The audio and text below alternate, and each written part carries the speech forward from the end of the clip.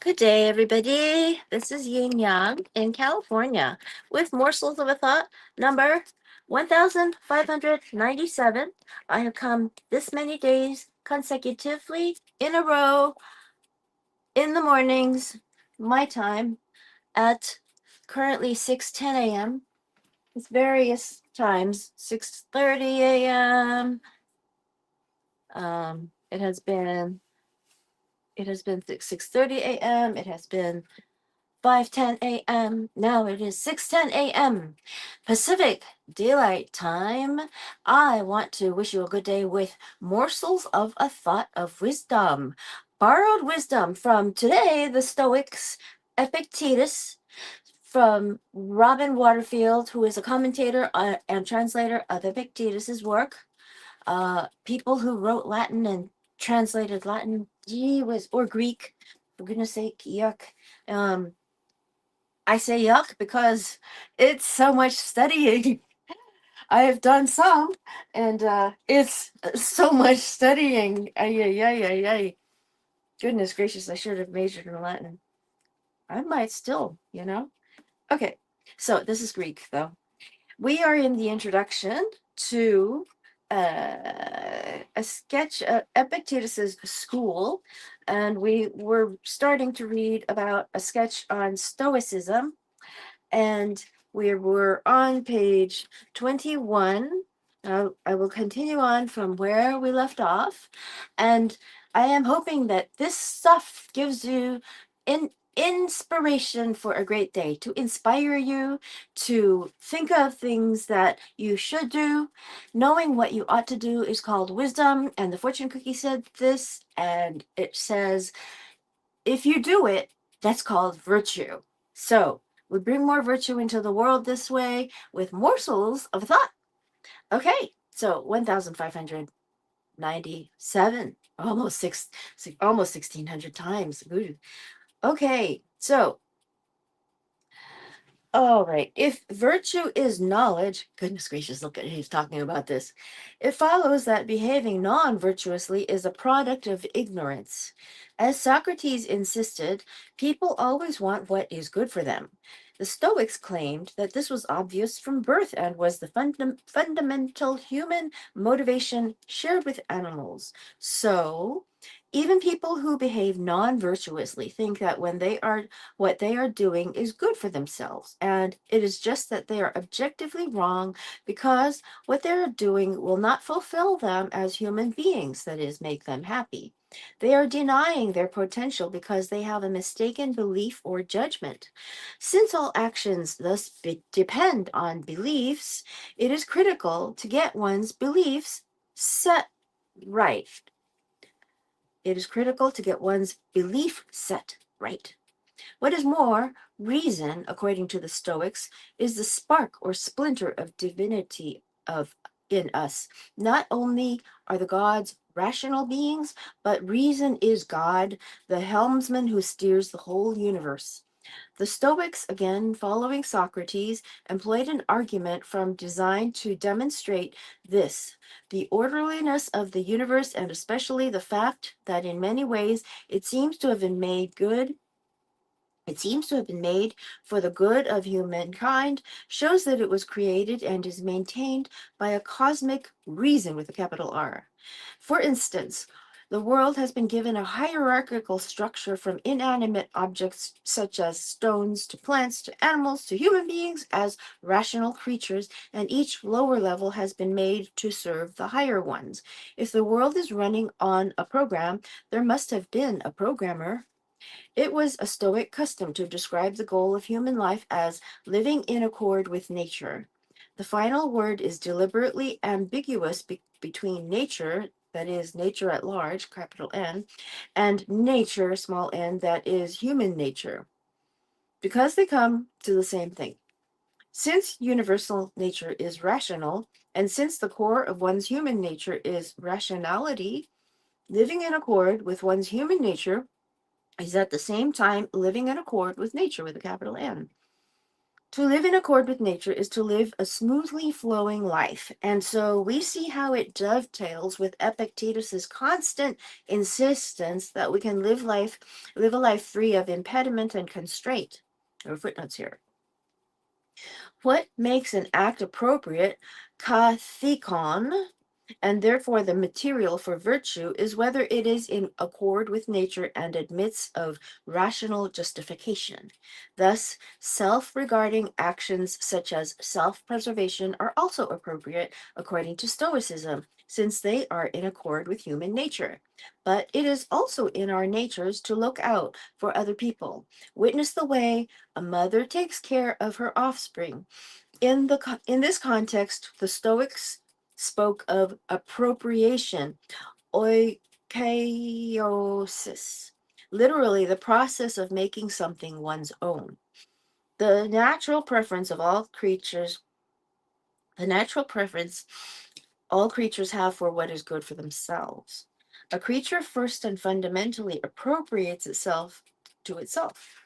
Hence, the lifelong instinct for self-preservation. See 1.25 to 4. Oh, so 1.25.4.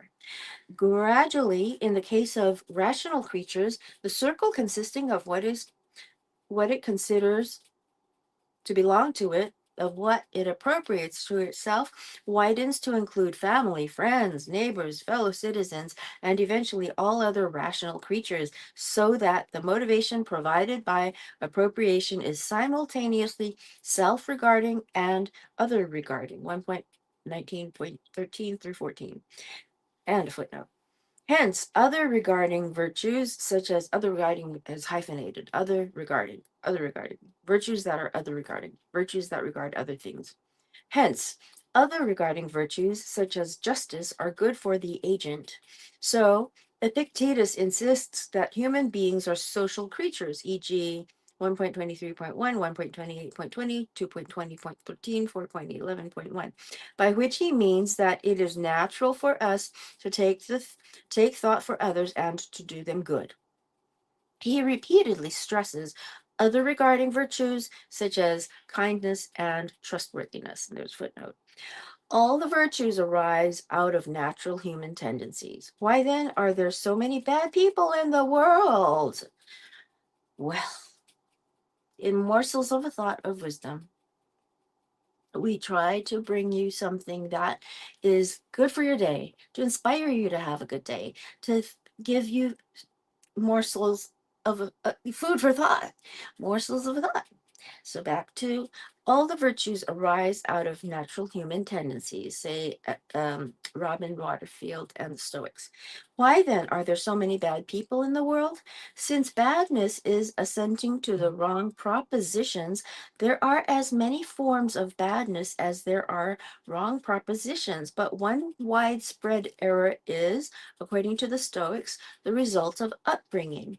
Many people never grow out of the infantile trap of judging things in terms of pleasure and pain, and so their aim in life is to seek pleasure and avoid pain. Although it is a natural human tendency to want what is good for oneself, most people mistakenly think that what is good for themselves is pleasure, and that leads them to inappropriate and non-virtuous behavior.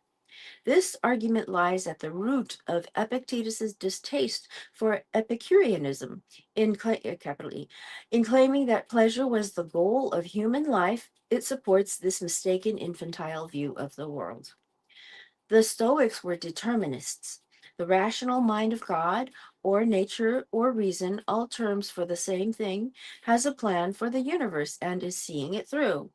A virtuous person, every little virtuous act, in fact, is an assistant in the plan. Everything that happens is a link in endless networks of sequential causes, yet determinism is a contentious doctrine. What scope does it leave for us?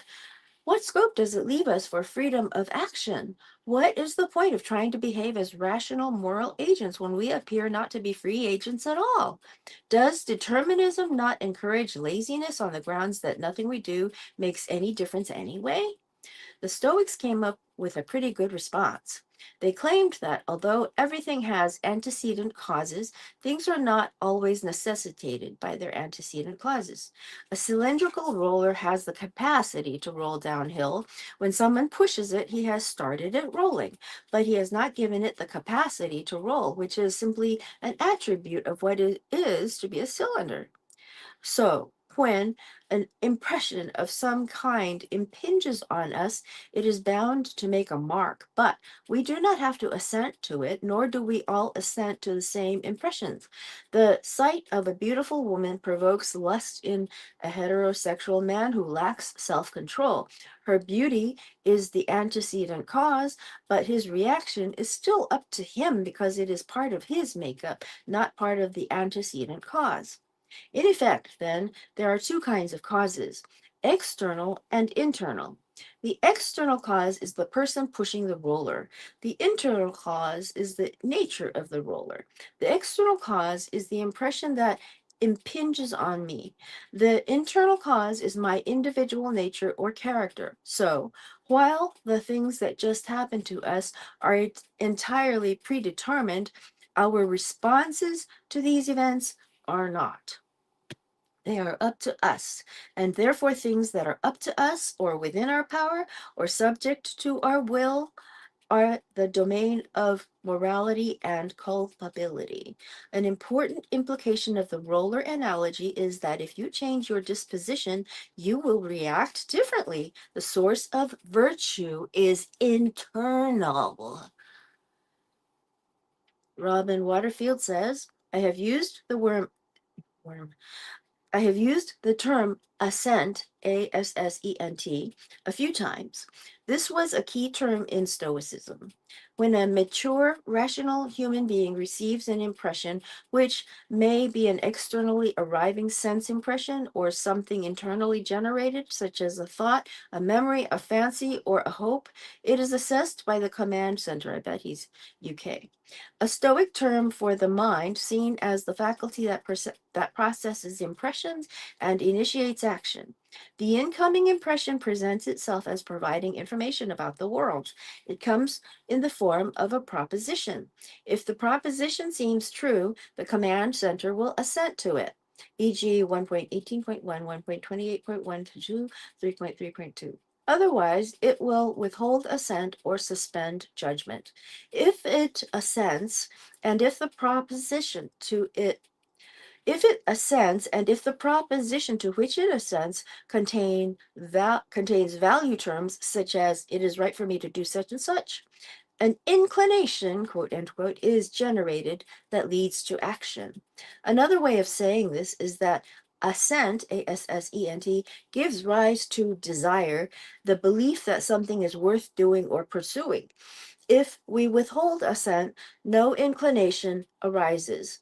In other words, the withholding of assent gives rise to an aversion, quote unquote, the desire to avoid or not do something, or the belief that something is not worth doing or pursuing. Non rational animals, mad people, see, he's UK, and children, he means crazy people, children under the age of about 14, differ in that action follows directly on the impression. Without an act of assent, adult human beings have as a. Let me read that sentence again. Sorry. I think I totally got it wrong because I thought it was the beginning of another sentence. Non rational animals, mad people, and children under the age of about 14 differ in that action follows directly on the impression without an act of assent. Adult human beings have a choice as to whether they react to stimuli and how they do so. This is precisely the choice Epictetus stresses with his emphasis on the will, as will be discussed in the next section.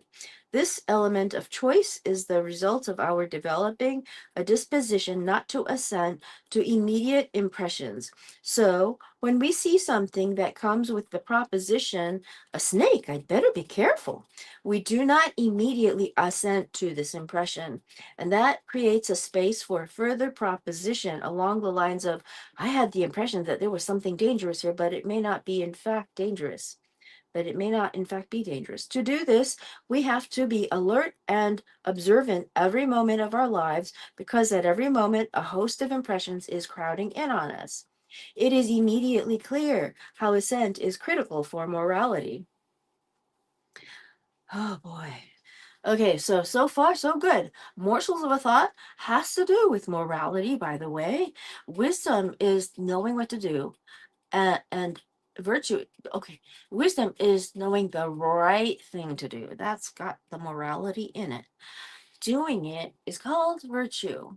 And here we are reading about the Stoics, and we've got a sketch going on here. I'm going to read the sketch, and then I'm going to introduce a separate book as well, and we will discuss this in a minute. It is immediately clear how assent is critical for morality. Assent is a mirror of our moral being because we assent to what we think is true and will lead to our acting in an expedient way. Appropriately, rationally justifiable behavior results from assenting to impressions that correctly judge the value of the source of the impression, which leads one to desire to do the right thing. The soul, being material, even if made of refined matter, has the ability to move the body to action. So, appropriate behavior takes place when the soul assents to correct propositions leading to inclinations that initiate action in the real world. The Stoics were as notorious in their own time as they are still for holding out as they still are for holding out as an ideal the state of apatheia, a complete freedom from passion. We still use the word stoical for rational calmness in the face of situations that would normally generate an emotional reaction. As a form of inclination, passions should be under our control. We should not get carried away by them. Given that inclination always leads to action, correcting passions should lead one to act more rationally and more in accord with nature. The Stoics held that a passion was the product of a judgment formed by assent to an impression. Distress, for instance, is triggered by the judgment that something bad is present. 4.1.84. To correct a passion, therefore, you have to correct your judgments. In the Stoic view, the problem with the passions is not just that they are likely to disturb the cool processes of rationality and therefore dislodge one from the path of virtue, but that they are or come with mistaken beliefs about the value of whatever it is to which the passion attaches. They are a form of over hasty assent to a mistaken proposition. In short, the passions are in fact value judgments, and they assign importance to things that are indifferent. If you are afraid of something, for instance, you think that it is going to be bad for you, when in fact, since it is neither virtue nor vice, it is neither good nor bad. Even your child, that's got a footnote. Even your child's death is actually a matter of indifference and should be treated as such. You love your child, as Epictetus acknowledges at 1.23.5, but you know that neither it nor your love for it are ultimate goals for a human being. Replacing incorrect and harmful propositions about death counteracts the tendency toward passion. So a Stoic is still aware of the passion and its propositional content. My child's death is going to upset me, but withholds assent from it by substituting a more rational proposition. I always knew that my child was mortal. A dispassionate or impassive person in the Stoic sense is not an unfeeling zombie, but rather someone who has changed his mind about the value of passions and who experiences only sane passions. However, some feelings were acceptable. Thinking that an indifferent is good or bad is false. So a sage who has no false beliefs but only knowledge experiences no passion. He does, however, experience three good feelings, quote unquote, eupathei: volition, the rational pursuit of something; caution, the rational avoidance of something; and joy, rational elation.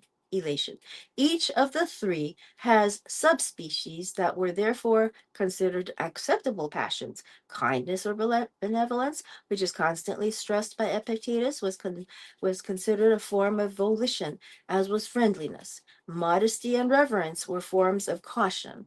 A sense of humor and cheerfulness were forms of joy. Now, this is a sketch of Stoicism, and we have really talked about the morality in here.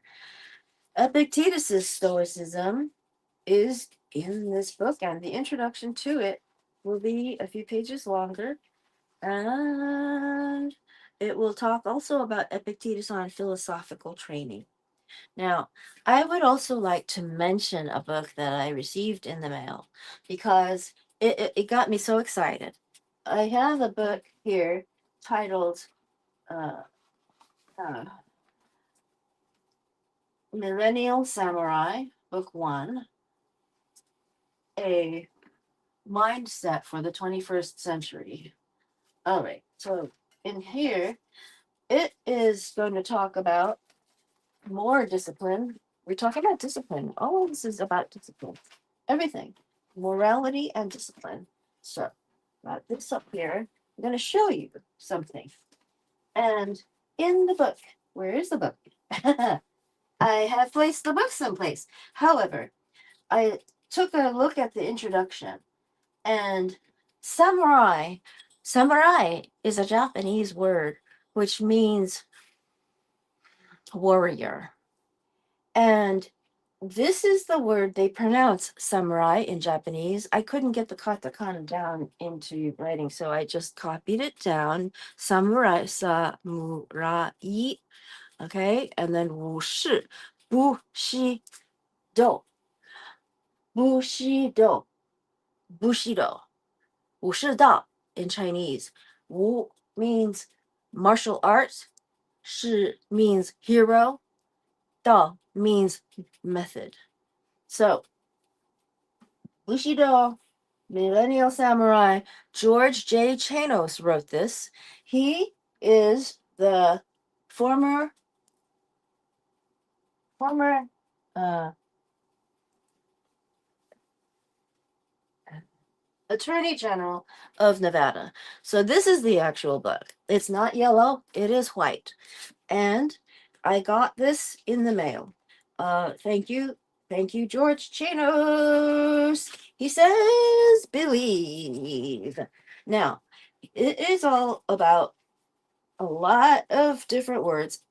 George J. Chanos, Esquire, served as Nevada's 31st Attorney General. He administered Nevada's Department of Justice and acted as the state's chief legal officer and advisor. While serving as Nevada's Attorney General, he successfully argued 9-0 the case of Horton versus Bochting, 549 U.S. 406, 2007, before the Supreme Court of the United States. And it had to do with retroactive retroactive effect of criminal laws. So that I have not gone into, but this book is crazy good, and I want to start to read it. Yeah. The table of contents has an introduction. It talks about millennials, and then it talks about samurai, the history of samurai, and then what a millennial samurai is. We all need to take on a mindset for the 21st century. And I want us to go into this particular discipline as soon as we can.